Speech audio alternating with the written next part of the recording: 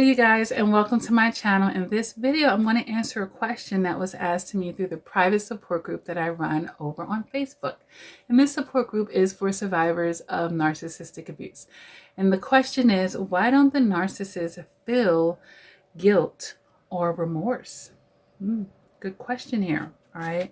So we're going to answer that question here. Why don't they? Well, I have a list here of, my thoughts on this. And first of all, I'm going to say that the narcissists do experience the feeling of guilt, and they actually feel shame as well. But what do they feel guilt for, and what do they feel shame for is going to be the question, because I'm sure the survivors talking about, why don't they feel guilt or remorse for harming me? Okay. That I'm quite sure that's the angle, because they do experience these feelings, okay? Just not for that, okay? So if I were to rephrase this and say, why don't the narcissist feel guilt or remorse for hurting you? Okay, this is what we're going to talk about here, because I know this is what they meant by that question. But I just want to let you know from a bigger picture standpoint that they do feel these things. And I believe I do have a little article here that will talk a little bit more about that and give you a little more insight about these feelings of guilt and remorse. Okay. So the first thing that I want to say here is that narcissists do have issues with empathy, sweetie. They do. This is like one of the cornerstone things that are it's very alarming about this personality disorder. Okay. So it's stemming from a lack of activity in a region of the brain associated with empathy and its connection to the region of the brain that is concerned with emotional processing and decision making. Okay. So what I mean is, their part of the brain that deals with empathy, it's in the frontal cortex, okay? It does not function like other people who do have empathy, all right? And I can go ahead and go into the study, and since that's the first thing here on my list, and in this study, they took 121 inmates at a medium security prison in the United States. And the inmates were divided into highly psychopathic, moderately psychopathic, and weakly psychopathic groups on the basis of a widely used diagnostic tool called the Hare Psychopathy Checklist Revised, okay? Researchers scanned the brains of the participators while showing them images depicting physical pain, such as a finger getting caught in the door or a toe caught under a heavy object. The participants were told to imagine the accident happening to themselves or to someone else, okay? They were also shown images of neutral objects such as a hand or a doorknob. When the highly psychopathic individuals imagined the accidents happening to themselves, their brains lit up in the sections that are responsible for that empathy. Okay? The response was quite pronounced, suggesting psychopathic individuals were sensitive to the thoughts of pain of themselves. Okay. But when the highly psychopathic inmates imagined the accident happening to others, their brains failed to light up in those same regions associated with empathy. In fact, an area involved in pleasure lit up instead. Okay. And then the study goes on to show and say a whole lot of other things. But I think we get the hint here. So, the guilt and the shame that they're feeling about themselves, but it's not something that they feel for their external environment. All right. And this is why we talk about narcissists using people as objects. And then on the spectrum, of course, this study was on psychopaths, okay, who have the biggest issue with empathy, or the biggest disconnect, if you will. Okay. So yes, their issues with empathy is definitely going to, have a direct correlation with their feelings, you guys. All right. So the second thing is the prerequisite for feeling that guilt or remorse would be what?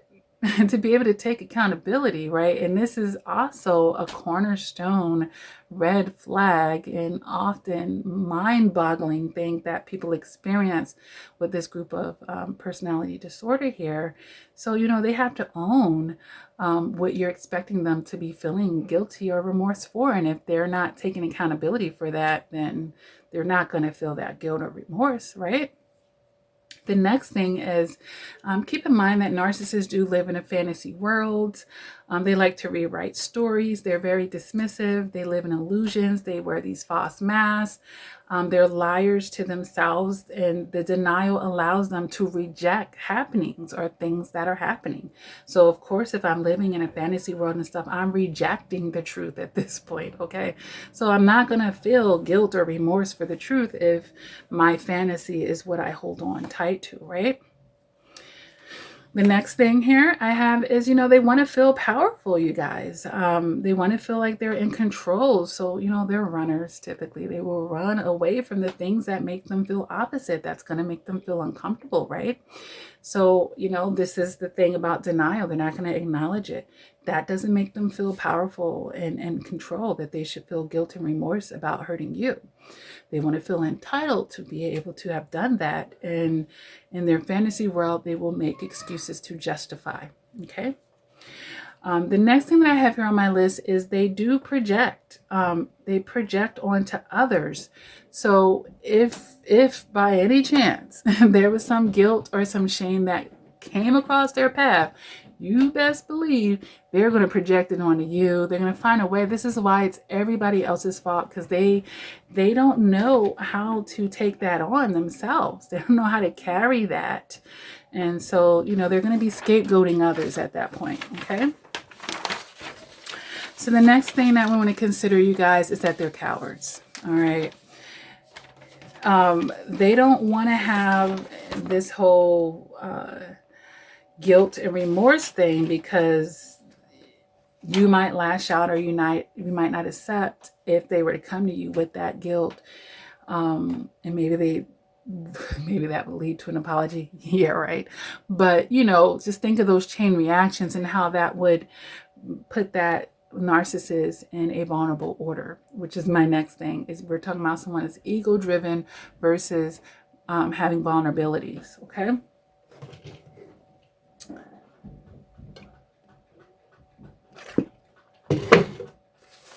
All right. So the next reason why they're not feeling this guilt and remorse, it could possibly be buried into their subconscious as well. Because when we think about the iceberg and the ice on the top that we can see, and then all that stuff down beneath, okay, that they don't even want to touch, and that they're, like I said, they're running away from it.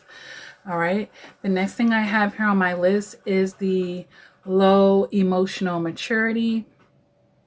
And that all just goes along with they can't handle the feelings. All right. And then the last thing that I have here on my list, you guys, is that on a higher scale, they can be sadistic and callous. All right. So, and derive pleasure from inflicting pain on others, or inflicting suffering or humiliation on others as well. And just like that study pointed out, when they envisioned this happening to others, they actually were getting pleasure from that. Okay. So I hope that is answering the survivor's question. Why does the narcissist not feel or show this remorse? All right. So if this video has helped you, make sure you hit that like button, you guys. Feel free to subscribe. Lots of videos here, over 700, to increase your emotional maturity. All right. And always check the description below for everything that I have going on. I am a general life coach, you guys. If you need help in your healing and understanding, or, coming up with a master plan, like, baby, I need to be playing chess and not checkers. Let's get it right, okay?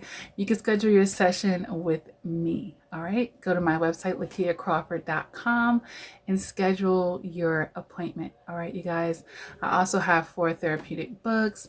I have the monthly Patreon for those that want to show monthly support to the work that I do. All right. So with that being said, you guys, never give up on yourself. Continue to do the work. And until next time, please take care.